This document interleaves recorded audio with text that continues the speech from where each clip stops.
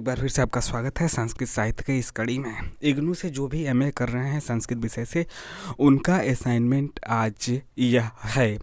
Program code MSK है और course code MSK 04 है। 004 का है, 04 का है या एमएसके 4 का है, सबका मतलब एक ही है।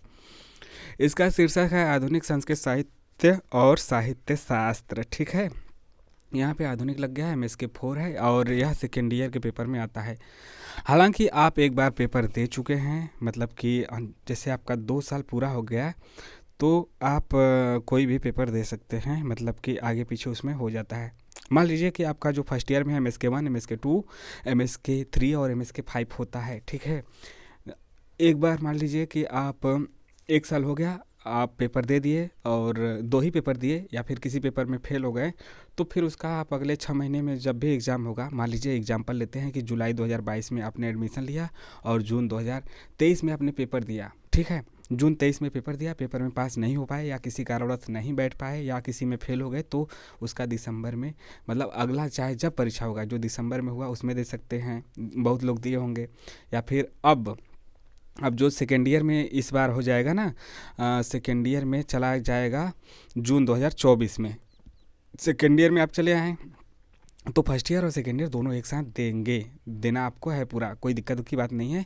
बस एग्जामिनेशन फॉर्म भरा जाएगा ना, अभी शुरू होगा मार्च वर्ष में, नहीं तो फरवरी में शुरू हो जाएगा। तो पूरा एग्जामिनेशन फॉर्म सभी पेपर का भर दीजिएगा जो बचा है। एक एक कोर्स का 200 रुपये लगता है एक पेपर का। यदि 6 पेपर है तो 6 दूनी 1200, 4 पेपर है तो 800, इसी प्रकार से लगेगा। और चैनल को सब्सक्राइब भी कीजिए ताकि आपके पास ऐसे महत्वपूर्ण जानकारियाँ पहुँचती रहे। दूसरी चीज़, आप टेलीग्राम से भी जुड़ सकते हैं। टेलीग्राम से वहाँ पे जुड़ के आपको इसका पीडीएफ मिल जाएगा। यदि आप स्वयं से नहीं डाउनलोड कर पा रहे हैं तो वहाँ पे आपका इसका पीडीएफ भी मिल जाएगा और आप वहाँ पे अपने सवाल भी पूछ सकते हैं, जो भी इससे संबंधित आपके डाउट हैं, असाइनमेंट चाहिए, कुछ भी चाहिए, वहाँ पे मिल सकता है। वैसे तो आप इग्नू की वेबसाइट पर जाके सब कुछ डाउनलोड कर सकते हैं, नहीं कर पा रहे हैं तब उसके लिए एक हेल्प के तौर पे ही हमने यह विभिन्न प्रकार के वीडियो बनाना शुरू किए हैं।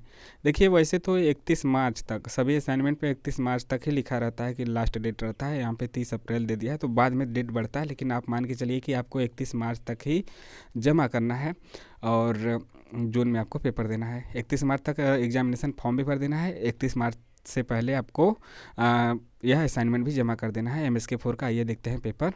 टेलीग्राम से जुड़ जाइएगा, डिस्क्रिप्शन बॉक्स में, मैसेज बॉक्स में उसका लिंक है। आइए देखते हैं क्वेश्चन, फटाफट देखते हैं। सभी कुछ देखेंगे, एक भी चीज़ नहीं छोड़ेंगे। एमएसके 4 आधुनिक संस्कृत साहित्य और साहित्य शास्त्र है। सत्रिकार, असाइनमेंट को हिंदी में सत्रिकार कहते हैं। पाठ्यक्रम कोड एमएसके 004 है। सत्रिकार कोड एमएसके 004 है। 2023-24 यहाँ पे देख सकते हैं और कुल अंक 100 है। इसका 30% मुख्य आपके मार्कशीट में जुड़ता है। नोट भी जरूर पढ़ लीजिएगा। यह सत्रिकार 2 खंडों में विभक्त है, सभी खंड अनिवार्य है। 15 अंक के प्रश्नों का विस्तृत उत्तर दीजिए। विस्तृत उत्तर का मतलब कि वह 3 से 4-5 पेज में जाएगा। 10 अंक के प्रश्नों का उत्तर लगभग 800 शब्दों में दीजिए। 800 शब्दों का मतलब कि 3 से 4 पेज हो जाएगा और विस्तृत वाला 5 से 6 पेज में जाएगा। ठीक है, हम आपको बता देते हैं। विस्तृत 5 से 6 पेज में दीजिएगा, कम से कम 5, और ज़्यादा से ज़्यादा भी बहुत ज़्यादा मत दीजिएगा। जैसे 5 पेज से कम भी नहीं होना चाहिए विस्तृत, और 6 पेज है तो मीडियम में है, और 7 पेज है तो फिर ठीक है, 6-7 पेज भी जा सकता है, लेकिन बहुत ज़्यादा नहीं कि 8-10 पेज लिख ही नहीं पाएंगे, समय कम पड़ जाएगा। तो 5 से 6 पेज में समेटने की कोशिश कीजिएगा अच्छे से अच्छे, और 10 नंबर वाले को 3 से 4 पेज में। ठीक है, यही निर्देश खंड 1 है। निर्देश पढ़िए, 4 प्रश्नों के उत्तर इसमें से आपको देना है। और आधुनिक काव्य के इतिहास में नाट्य रचना विधा का विस्तृत परिचय दीजिए। यह आपका सभी 15 नंबर का है। 15 चौके 60, यानी खंड 1 से 60 नंबर का प्रश्न हो जाएगा।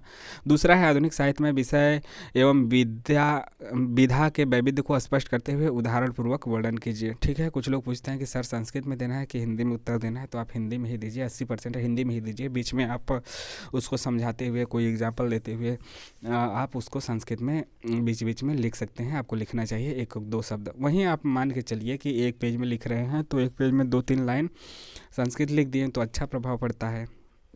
ठीक है, नहीं आता आपको संस्कृत, नहीं याद आ रहा है उस समय, तो हिंदी में लिखे, कोई बात नहीं। अगला तीसरा है, कोई बात नहीं का मतलब कि थोड़ा सा आपको 1-2 नंबर कम मिल जाएगा और क्या। जो संस्कृत में लिखेगा उसको थोड़ा सा फ़ायदा है। ऐसा नहीं कि पूरा संस्कृत में लिखना है, हिंदी में लिखना है, बस 80-20 या फिर 70-30 का। जिसको संस्कृत आता भी है, नहीं कि पूरा अथवा कर दें। संस्कृत आपको आता है तो 50-50 कीजिए, बहुत अच्छा संस्कृत आता है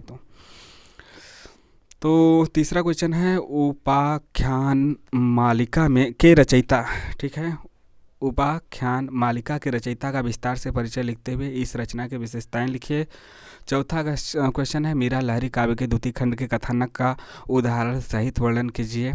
देखिए ये जो काव्य है, ये रचनाएं हैं, आपको जो अलग से दिया है ना अभिज्ञान शकुंतलम या फिर जो भी रचना या में लगा है इग्नू के, वह आपको यदि पढ़ना है तो अलग से खरीदना होगा। बाकी यहाँ उसकी चर्चा है, उसके बारे में है, उसकी विस्तृत वर्णन नहीं बल्कि उसके चीज़ों के बारे में इसमें वर्णन है जो किताब इग्नू से मिला है। या फिर नहीं लिए हैं तो वेबसाइट पे जो है, आप टेलीग्राम में जुड़ेंगे तो वहाँ पे भी उसके लिंक वगैरह में जाएंगे डॉक्यूमेंट में, तो वहाँ पे भी सभी किताबों के आपको PDF उपलब्ध है। नहीं है तो फिर वहाँ पे आपको भेज भी दिया जाता है।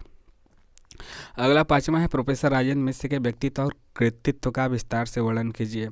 और छठवां है, मीरा लहरी काव्य के प्रथम खंड के कथानक का उदाहरण सहित वर्णन कीजिए। यहाँ पे प्रथम खंड है, यहाँ पे द्वितीय खंड है, तो दोनों क्वेश्चन आ चुका है। 6 में से 4 कोई भी 4 करना है, 2 कोई छोड़ सकते हैं आप जो नहीं आ रहा है। और इसमें भी 4 प्रश्नों के उत्तर देना है, 10-10 नंबर का है। और यहाँ पे 5 है, यानी कि एक ही ऑप्शन आपको छोड़ने के लिए मिला है। क्या है, आधुनिक संस्कृत साहित्य में अनुदित साहित्य का उदाहरण सहित वर्णन कीजिए। दूसरा है, काव्य अलंकार कारिका में प्रस्तुत अलंकार के अवधारणा का संक्षिप्त वर्णन कीजिए। तीसरा है, जानकी जीवन महाकाव्य के प्रथम सर्ग का सारांश लिखिए। चौथा है, आचार्य रेवा प्रसाद द्विवेदी का संक्षिप्त परिचय दीजिए। पांचवा है, रेवा प्रसाद द्विवेदी के संस्कृत अलंकार शास्त्र विषय में योगदान को स्पष्ट कीजिए। तो इस प्रकार से यहाँ पे 40 क्वेश्चन खंड 2 में, खंड 1 में 60 क्वेश्चन है आपका समाप्त हुआ। और यहाँ पे आपको 6 में से 4 करना है और नीचे वाले में से 5 में से कोई 4 करना है। आपको एक बार फिर से बता दें, विस्तृत वाला यहाँ से आपका कम से कम 5 से 6 पेज में होना चाहिए। 7 पेज तक भी आप लिख सकते हैं। बहुत ज़्यादा भी नहीं लिखना चाहिए, बहुत कम भी लिखना नहीं चाहिए, मीडियम में लिखना चाहिए। तो एक बात किया जाए तो 6 पेज में आपका यह होना चाहिए, नीचे वाला आपका 4 पेज में होना चाहिए। 4 पेज का मतलब कि 4 पेज पूरा कर लीजिए और दूसरा आधा पेज में जाके छोड़ दीजिए, या फिर 3 पेज पूरा कर लीजिए, चौथा पेज में मतलब 4-5 लाइन पहले ही पेज का जैसे 4-5 लाइन आधा से थोड़ा सा हल्का सा ज़्यादा जाके वहीं पे ख़त्म कर दीजिए। इसलिए छोड़ने को कर रहे हैं लास्ट में। जैसे 6 पेज में लिखना है तो 5 पेज पूरा लिख लीजिए और 6वां पेज में जैसे कि 1 पेज ये पूरा है ना, तो 1 पेज में आप यहाँ पे जाके रोक दीजिए। यहाँ पे मतलब नीचे 4-5 लाइन रहे ताकि वहाँ पे जांच करके एग्जामिनर वहाँ पे नंबर दे सके। जगह भी तो रहना चाहिए जगह। तो मिलते हैं नए वीडियो में। जय हिंद, जय भारत। कैसा लगा ज़रूर बताइए, कमेंट कीजिए, टेलीग्राम से जुड़िए, सवाल पूछिए। उसके अलावा आप अपने डाउट पूछिए, चैनल को सब्सक्राइब कीजिए, शेयर और लाइक भी कीजिए। मिलते हैं नए वीडियो के साथ नए दिन।